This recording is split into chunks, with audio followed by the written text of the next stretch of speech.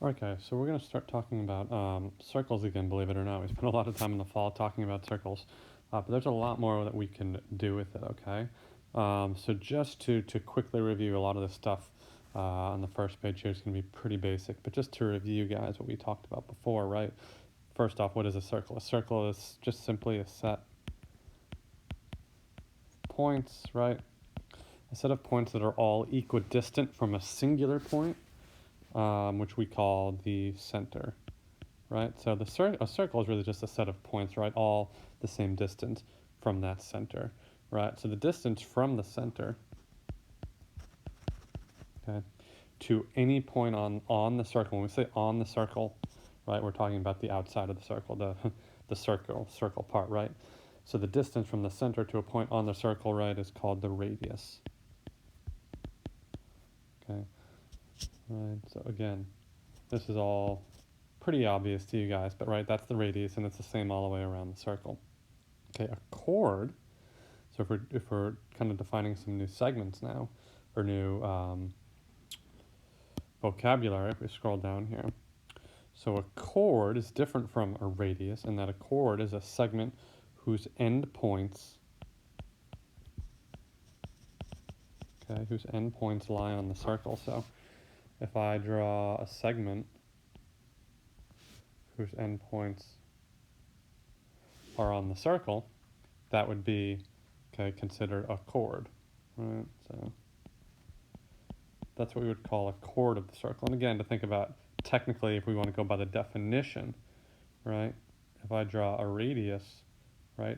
The radius has one endpoint on the circle right there, but the other endpoint of the radius is the center of the circle. That's not on the circle, right? So just, again, be careful with those two differences. Okay? A secant, which we'll fill in here. Let me switch it to blue. A secant, oops, that's horrible handwriting. Secant, okay, S-C-C-A-N-T. A secant is a line that contains a chord. So for example, if I draw a line, again, lines go on forever. So there's an example of a line that goes through the chord, or excuse me, through the circle, right? In between the circle there, that line contains a chord, right? So a secant is a line that contains a chord. Okay, and then the last question, I'll do this one in yellow. What do you call a chord that contains the center of a circle? So a chord, again, has it's a segment with two endpoints on the circle. If I draw one that goes through the center, so there's a chord, what do you call that specific chord? Call that diameter. Okay, so you probably certainly are familiar with all those things. Maybe you haven't defined it in so technical of terms, but just want to make sure we're all on the same page. So as we start defining those things or talking about those things, we all are referring to the same thing. Okay, so there's some vocabulary.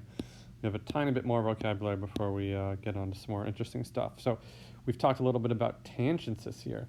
So a tangent, okay, is a line in a plane. Don't worry about the plane so much. Tangent is a line in a plane of a circle that intersects the circle, okay, at one point.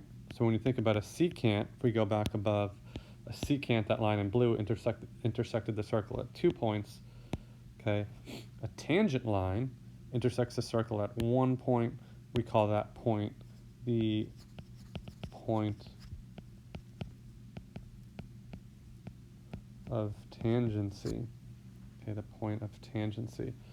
So it's one of these things. It's sometimes difficult to draw. I'll do the best I can. But it intersects the circle. I know it maybe looks like it intersects that circle right at more than 1 point, but it's really only intersecting at that 1 point there. We would call that the point of tangency. Okay, point of tangency. All right, so then the question is, okay, what are different ways two circles can intersect in a plane? Okay, what are ways two circles can intersect in a plane? And can two circles be tangent to one another? Well, let's just maybe run through some examples. They can intersect twice, right? Okay, they can intersect twice. And the way they would do that is you have one circle here, one circle there. Okay, they're intersecting at those 2 points. You could have 2 circles that intersect not at all. You could have one with the circle here, and maybe one with the circle here. They don't necessarily have to be the same size either, right? So you could have 2 circles that just don't intersect at all. Okay, you could have a situation where they're on top of each other,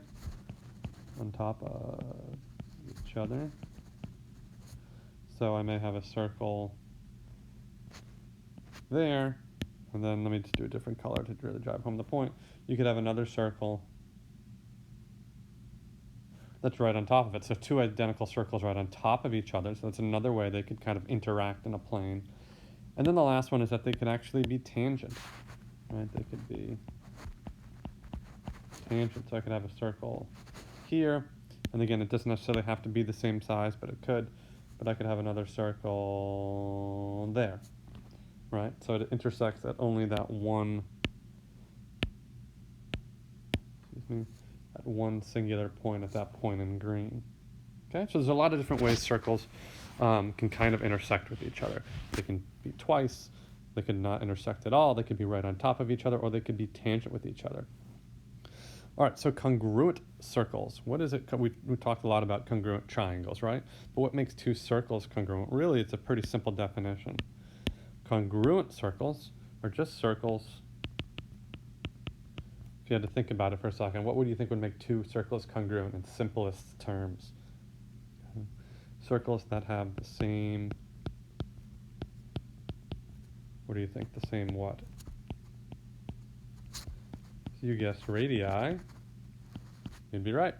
2 circles have the same radii, or the same radiuses, right? They have the same radius, then they must be congruent. Okay, everything in a circle is based off the radius. So if the radius is the same, they must be the exact same size. All right, last kind of definition, and then we'll get on to some interesting stuff. So concentric circles. What are concentric circles? Okay, so concentric circles are circles that share the same center. So if I draw a circle here, Mariana, this is a good exercise for you, being the expert circle drawer you are. I'm not a very good circle drawer, especially on my iPad. But let's say I have a circle there with the center in the middle. Okay. A concentric circle is another circle. Okay, let's see if I can do this one. Right. Whose center is at the exact same place, right? So they're 2 circles that share the exact same center. Those would be concentric circles, okay? All right, let's get to some more interesting stuff. A couple rules, and then we will be done. Relatively short video. Okay, so one rule, and we kind of already know this, but I don't know how much we've talked about why, okay?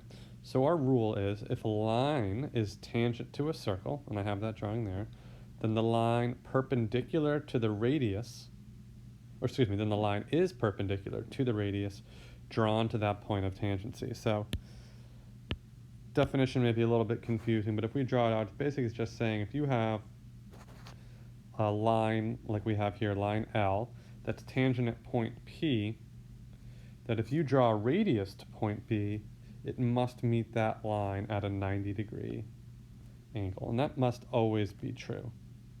Okay, that must always be true.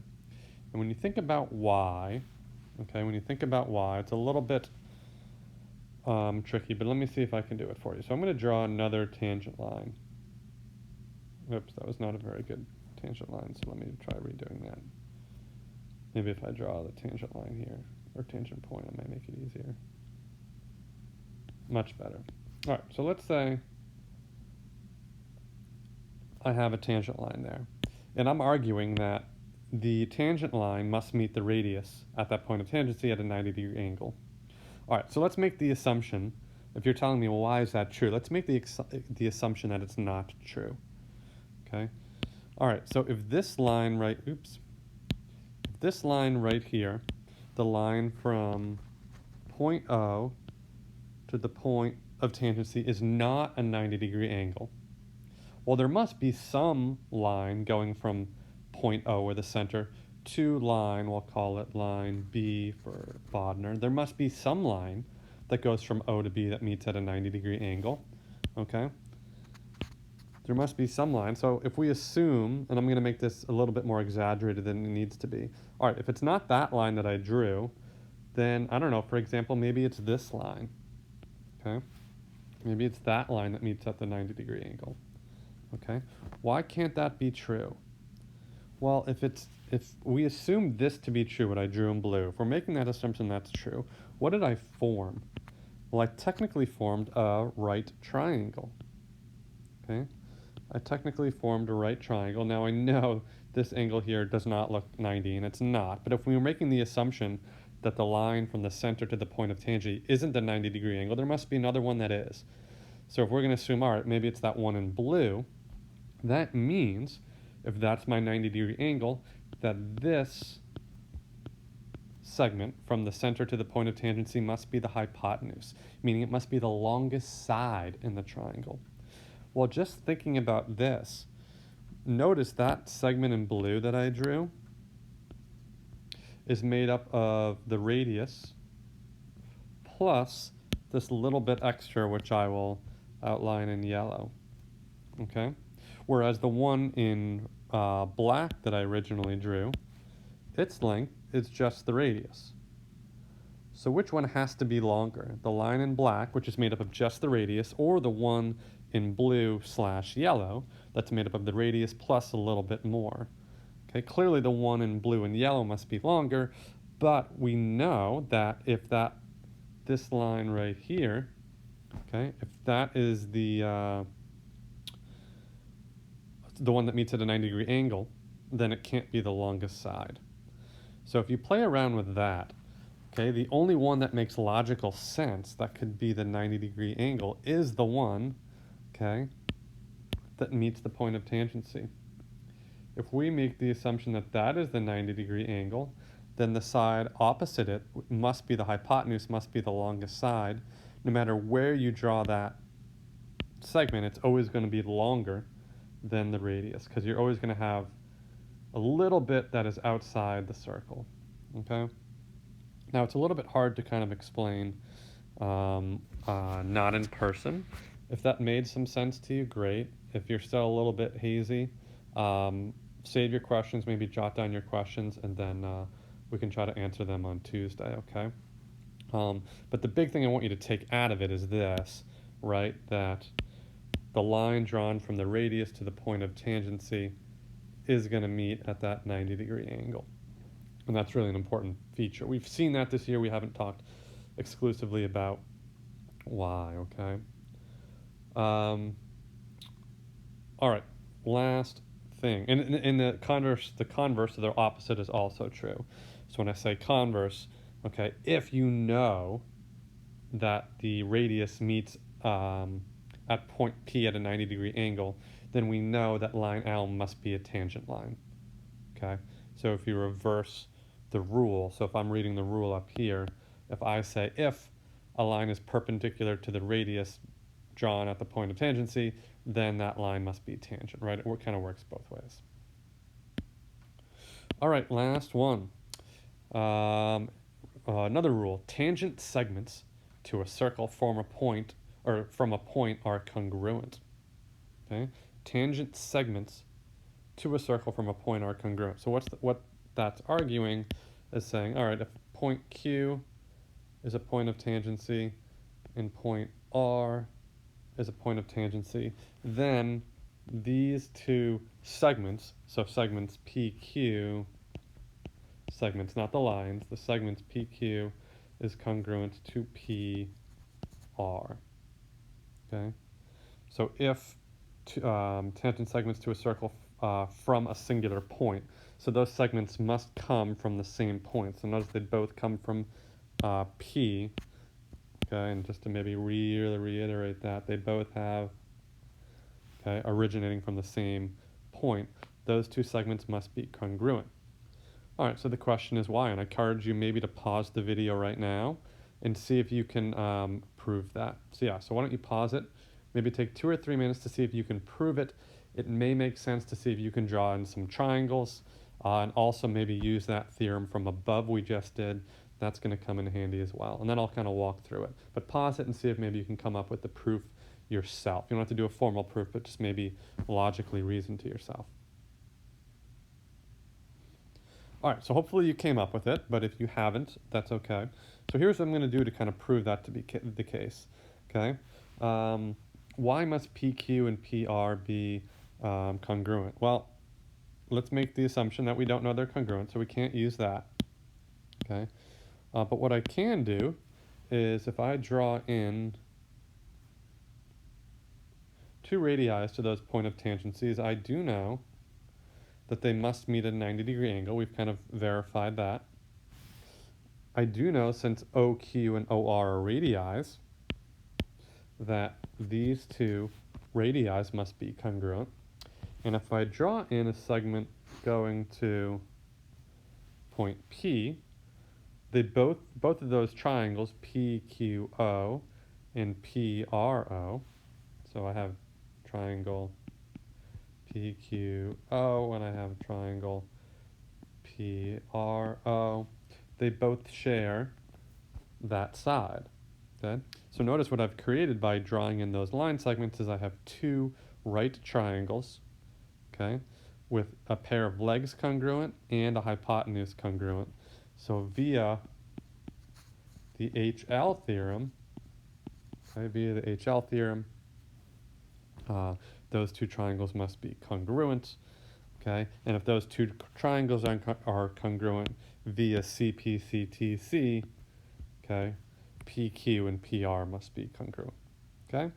So again, to reiterate, tangent segments that come from the same point P here, they originate from the same point, okay, those tangent segments to a singular circle are congruent, okay? All right, so those are kind of the main points that I wanted to drive home here. Your homework, okay, which you should be able to get done in class, or at least get some done, are problems 1, okay, 2, and 3. They can be kind of tricky, okay, they can be kind of tricky.